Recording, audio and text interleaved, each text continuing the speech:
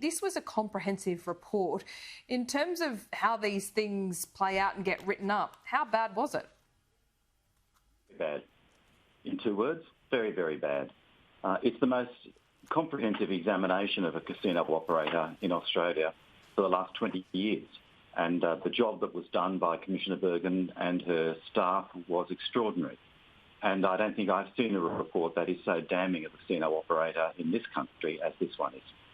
2 directors have fallen on their swords this morning. That is the immediate fallout. But as you've seen these things in the past, they're going to have almost a major clean out of the board to have any hope of operating a licence in Sydney, aren't they? Yes, and that's only the beginning. The report makes it very clear that there were problems with the board and endorsed the decision by the chair, Helen Coonan, for a renewal of the board. That means that more directors are going to have to go than these 2, but this is the start.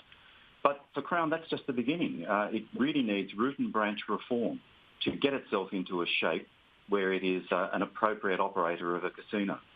I mean, some of the findings were that they were indifferent to their staff that were operating out of Macau, and we saw how that ended up. The other is that they essentially allowed money laundering to go through their facilities from criminals. Obviously that can be fixed, but how difficult is it reputationally and practically?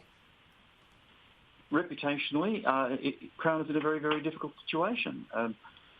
The report points to the culture of the company, and I think that the specific instances that you're talking about, the neglect of the staff, the money laundering, the association with Triad-controlled junkets, these all reflect a culture, and the report describes it very well, a culture of profit at all costs, a very gung-ho approach to the way in which the company operates. Now, this is not just a matter, therefore, of fixing up the money tracking or money laundering processes, of dealing with triads. It's really about turning around a very, very large corporation. Crown is a very big entity in Australia, one of the biggest casino operators. But are we to believe that this is just limited to Crown? The lure of Chinese gambling money seems to be a big motivator for anyone involved in gambling, especially at a high level. Do you accept that? It certainly has been in the past, no doubt about it. Ironically, one of the consequences of the COVID pandemic has been that all international arrivals in Australia have been stopped.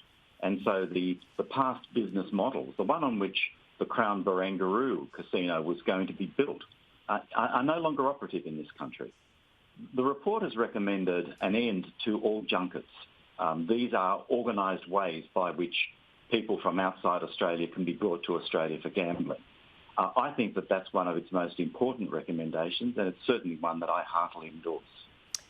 Of course, there's a conflict here where I guess governments like to see the revenue go into its coffers. Shareholders of Crown like to see an increase in their shareholdings. How do you reverse that? By having strong independent regulators. And again, these are very important recommendations in this report. The New South Wales regulator's law was changed. The processes by which it was resourced and staffed and operated were changed in 2016. That prompted my resignation as chairperson of the authority at that time. The report has recommended stronger independence, stronger powers, that the authority have its own staff, control its own resources and its own policy and operations. These are critical, absolutely critical recommendations to ensure that this kind of misconduct doesn't occur again in future. Well, since you resigned, is there any evidence that things have improved at a regulatory level? I think the current authority has very good members, a very good chair and very good members. But it needs to have the law, the processes, the staff, the independence to underpin good people. And that's what the report is looking for, and that's what I think it needs. Mr Sidoti, when it comes down to it, do you think whatever changes are made, do you think Crown should have a licence to operate a casino in Sydney? The report has set out the areas in which change is essential. Certainly, I agree with the findings of Commissioner Bergin that if these changes can be made, then Crown might be fit and proper to hold a licence. The question that I have is whether, in fact, it is possible at this stage, given the breadth of the changes and the nature of Crown and its history, whether it's possible for these changes to be made. And as to that, only time will tell.